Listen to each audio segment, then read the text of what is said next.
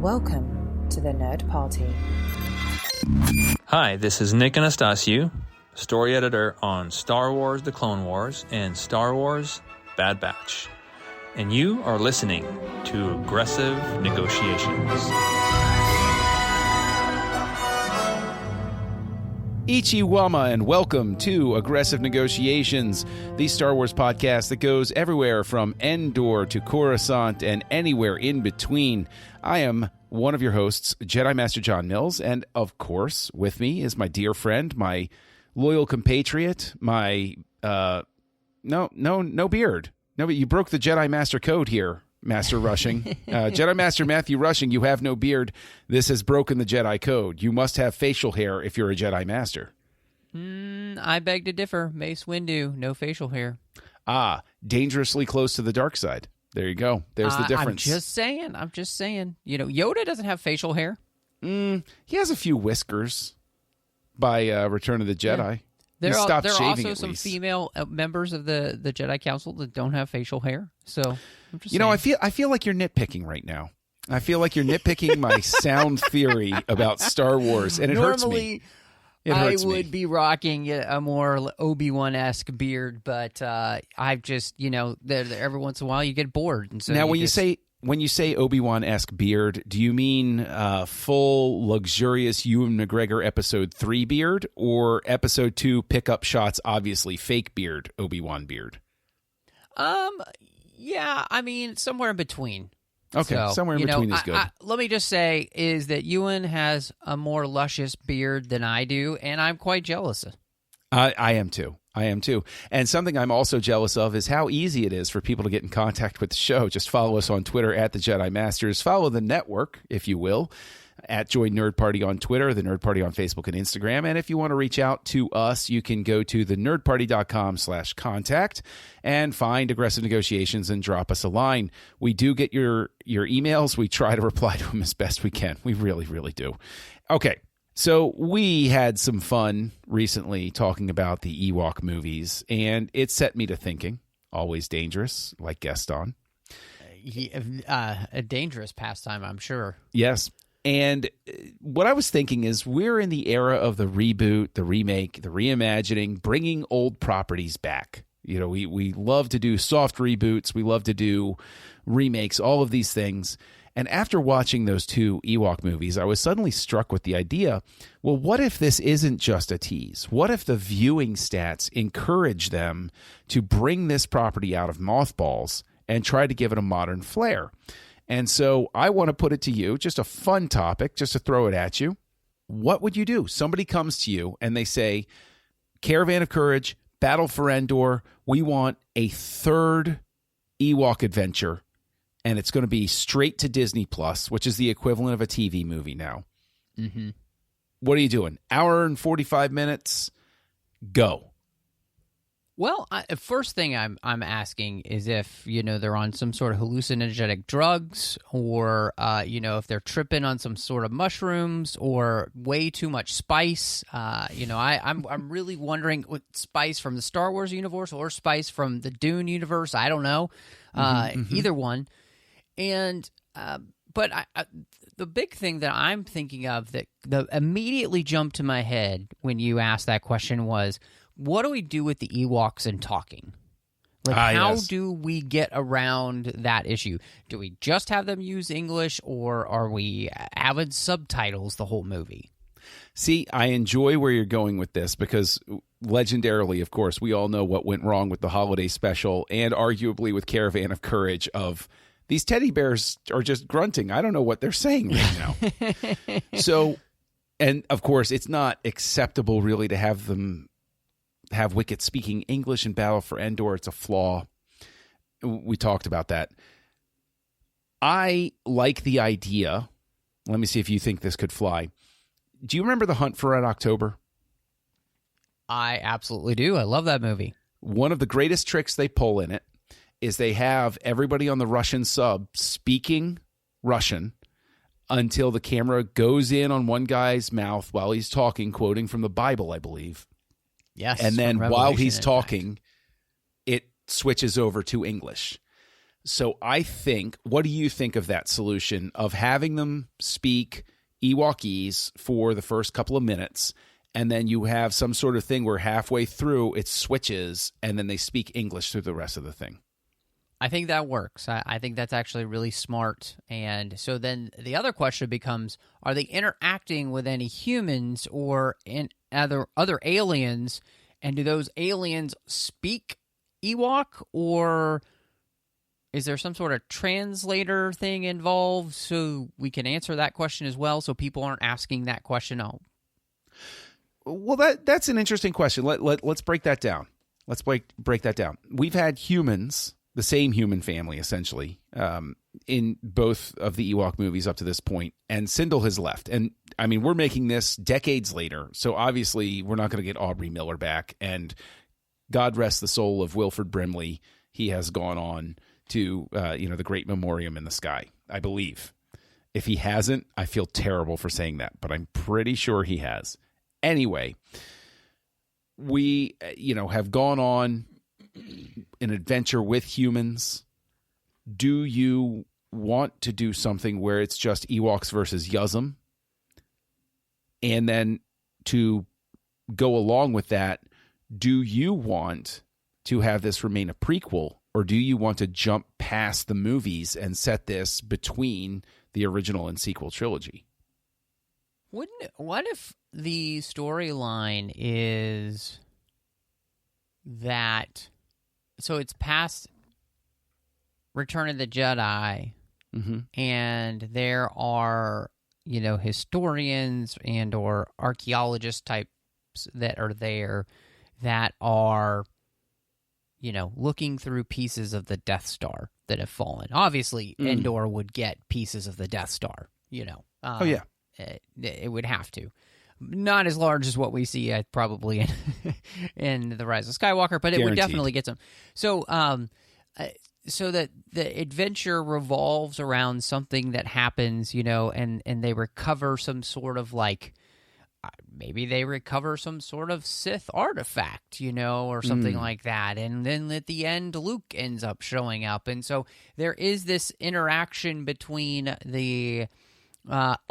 and it could be that you have the archaeologists and stuff, and then you have basically grave robbers, and people are coming to make a quick buck, right? And so the Ewoks end up helping our, intrepid archaeologists, and in the end, Luke kind of shows up at the very, very end, to help out and kind of rescue everyone, because he's on his, journey across the stars, trying to learn about stuff. Okay. I like that.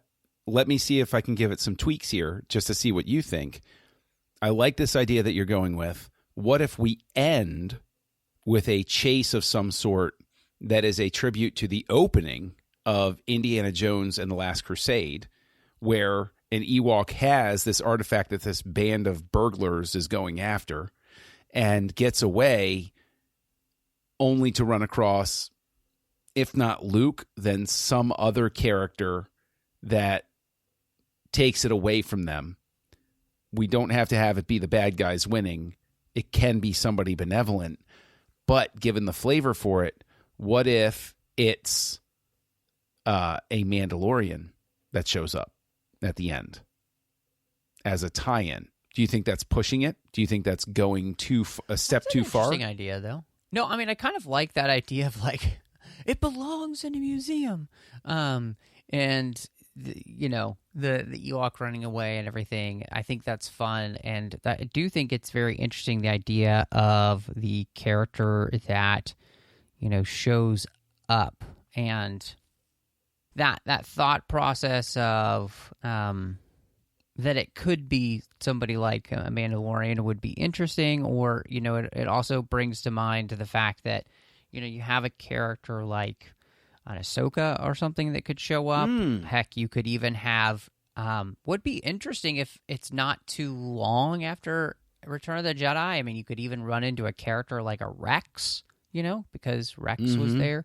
That'd be kind of interesting, and like that they run into him and he says, I know what this is. I can take this and keep it safe, you know, and so the Ewok gives it to them, and you know, and in that scene is where we switch back, and the Ewoks go back to speaking Ewokese, and we close out the show with that conceit, that full circle conceit, so that they're not speaking English at the end. And well, and maybe it's maybe it's that.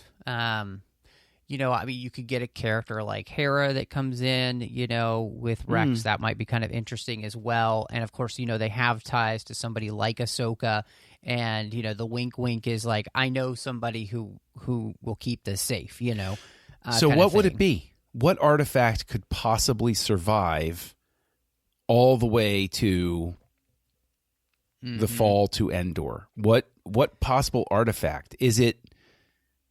How whimsical are we going to get? It has to be something small enough for an Ewok to carry it, but important enough that at a glance, even a casual fan can understand its importance, right? Right. Lightsaber is a little bit too easy, isn't it? It's a little nonsensical. I mean, you know, I was thinking that, you know, Palpatine had lightsabers in the past, you know. We don't see him have lightsabers on him, of course, but, you know, he still has to have them, you know, and it would have made sense that he would have had a place on the Death Star. So I don't think that's crazy. And, of course, his lightsabers are very recognizable. It could also be, you know, I mean, gosh, it could be different lightsabers, too. I mean, you know, who knows if, you know, we have a... And this is the thing, like, they're literally, you know, we at least in the Rise of Skywalker, we did have the vault there, you know, and we know this idea from, like, comics like that Lando comic we had where Palpatine was very interested in, you know, Sith artifacts and stuff. So, I mean, it could be a variety of different things. It could be that helmet from the Darth Vader comic that might be kind of interesting, something like that. I mean, it could be anything in that arena where you're really kind of... You're reaching a little bit, but at the same time, it's something that could be considered dangerous. What if we go with our conceit to give an excuse for the rebels to be there? What if we go ahead and we just embrace having it be very shortly after Return of the Jedi, and we're aware that there are rebels and Imperials on the planet, Imperials who are trying to escape, rebels who are trying to get them. So we've set up a conflict the Ewoks are in the middle of, and they can even be bemoaning the fact we thought this was going to be over when the big orb blew up, but it's still going on. And we can have sort of that commentary about how wars drag on even when they should have been over. And additionally, that gives us, with that framing, a reason for the Ewoks to be caught in a bad situation and wind up encountering rebels who can take this artifact off of their hands. So do we want to collapse it and make it easier and have it be just Imperials who are searching for this and the rebels are who they end up with? Or do we want to introduce this third party of pirates? Remember in the episodes where we're at the temple on Lothal, you know, we have that Imperial archaeologist, right? Yes. What if we had a character similar to that, and maybe the conceit could be the fact that, you know, he had been on the Death Star, he had been down on the planet. Here's an even better idea. It's not even just the Death Star. Because the shield generator is there protecting them, there's also one of Palpatine's hidden outposts there, maybe, right? So there you've got that, and so it becomes this thing where you have these Imperials who are there, and they're trying to stay hidden and everything from the rebels who are searching the planet, you know, to make sure it's clean of the Empire before they leave, because they don't want to leave Imperials there, you know, that the Ewoks have to deal with. So that might be really interesting. We start with a different tribe of Ewoks who meets up with our hero Ewoks that we recognize from the movies, and they join together and move the plot along, so that we are starting in a different part of the planet and establishing this place that you're talking about with a different tribe of Ewoks, because it's not just one tribe of Ewoks. You know what? Let me ask that question. I don't think anybody's ever really postulated this, but like, are we supposed to believe there's just one sort of unified global tribe of Ewoks? I never really took it that way. I took it as the Ewoks were localized, but do you think there are different tribes? Because like the American Indians across the North American continent, and even the South American continent too, right? Yep. They, the Cherokee were different from the Sioux, were different from all of the different tribes and everything, but we would still regard them in that sort of monolithic mindset. So, yeah, did you ever think about that in terms of like there being different tribes of Ewoks? No, but I think that's really interesting. And obviously, it becomes one of those things where then, 1/3 of the way through, we kind of introduce the Ewoks that we're used to with Wicket and everything, which is great. But this way, it starts off in a different place.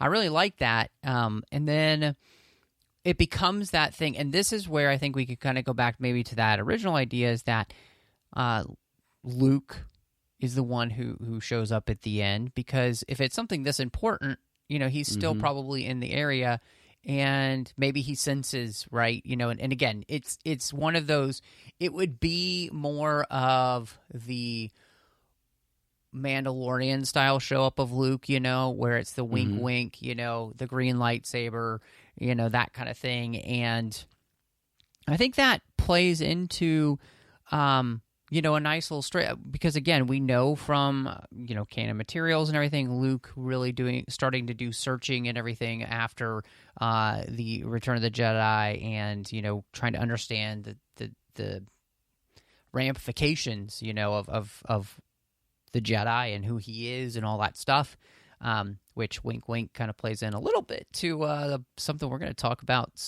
here very soon, which is the Heart of the Jedi book. But so just a little plug for that. So I think this is a good idea in that sense. Like, this to me sounds actually exciting, and part of that I think is because one of the things that I don't love per se about the Ewok movies is that they don't really fit in the Star Wars universe, except for like as the feeling of like stories you might be told, quote unquote. But this actually feels like it fits within the Star Wars universe, and it could actually be something that is really fun, and also kind of adds to. You get cute teddy bears again, right? Which everybody loves the Ewoks, but at the same time, you could do something that's really neat and kind of create a very fun canon story. Okay, so we're going to presume that we are told to set it up for a sequel, leave it open. And so obviously we need to end it in a place where if we have a sequel idea, it ties in. So what is your sequel idea? And do you tie it in at the end? Or do you have it as a stinger, like we got the pleasant surprise of the Book of Boba Fett? I'm trying to think of what would be the way to kind of end this that would bring you back to Endor. Or is it more of a thing that we're trying to then kind of branch out in the sense that, like the Book of Fett does, where it's like it's not going to necessarily be based about the Mandalorian. We're going to be focusing on something else now, So what would be our next focus? And I think that's the big question there that would be really interesting. And then, do you give somebody like a Wicket type character, something like that, the reason to go off with somebody on a journey, possibly? See, I'm thinking, especially because we've introduced this idea of an artifact, and that we know the Ewoks believe in magic. We know that they have a medicine man, and I've always Logray was always one of my favorite action figures as a kid growing up. What if we did, and this is an obvious play on Book of Boba Fett, The Legend of Logray, and instead of following Wicket, which is somewhat expected, have the sequel be Logray tapping into the Force. We find out there was another artifact or piece of an artifact that Logray has tapped into, and we use that as our springboard for whatever adversarial thing is going to happen in the next movie, whether it calls out to a lost Sith acolyte or something like that. Mm-hmm. Well, and then the story that would be next would be, what if we had our first Ewok Jedi? Logray becomes the first Ewok Jedi. Now, see, I am on board with that, and with that, that's why I would say with this one, we have it Hera and Rex, somebody like that they turn the artifact over to. That's when Luke comes in. Is Logray opens up the doorway, finds his own Force potential, and Luke shows up at the end to say, hey, I sensed you. Come on, let's go. I'm starting. Because think about the direction, especially in a post-Mandalorian world, where we know Grogu is going there, and then we get Logray, and we get a totally different picture of the type of Jedi Luke is assembling. Mm-hmm. It gives us a much broader, I think a much more interesting and diverse look at all of this, because even though we don't get their helmets off or anything like that, like the Knights of Ren, right? They're all basically like bipedal humanoids that they look like people walking around. We know that Kylo Ren as a human was one of the Jedi, and so it sort of reinforces this idea of Jedi human, which Lucas even made a point to get as away from as he could in the prequels and have more alien species in there. So I think that would be much more interesting to have that, because then we're opening the door. Grogu in The Mandalorian, Logray in these Ewok adventures.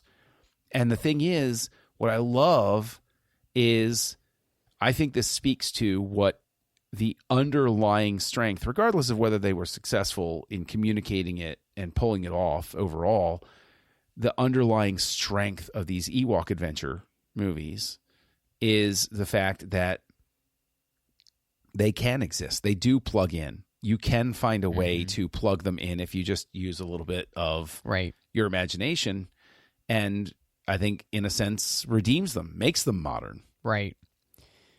Well, and it, kind of reminds me of an important lesson from VeggieTales from Junior Asparagus, which is little guys can do big things too.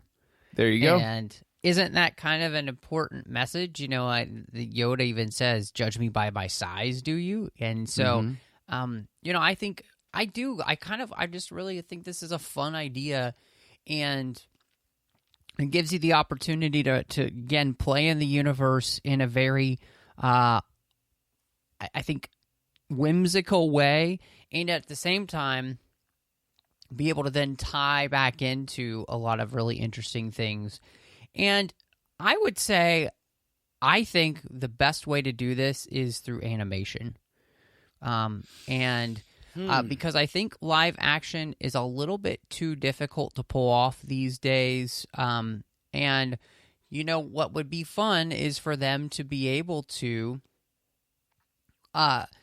find a very unique and interesting animation style to do this in, to kind of set it apart from all the other Star Wars animation we've gotten. And then it makes much easier then to have a character like Luke show up, and you're not having to worry about de-aging Mark Hamill for a ridiculous expense. And at the same time, you still get to enjoy having him there much more than you could if you were having to de-age every scene he's in, and have the body double and everything that you're mapping the face on if there's any action and, all of that stuff. I think that would make it much, much easier.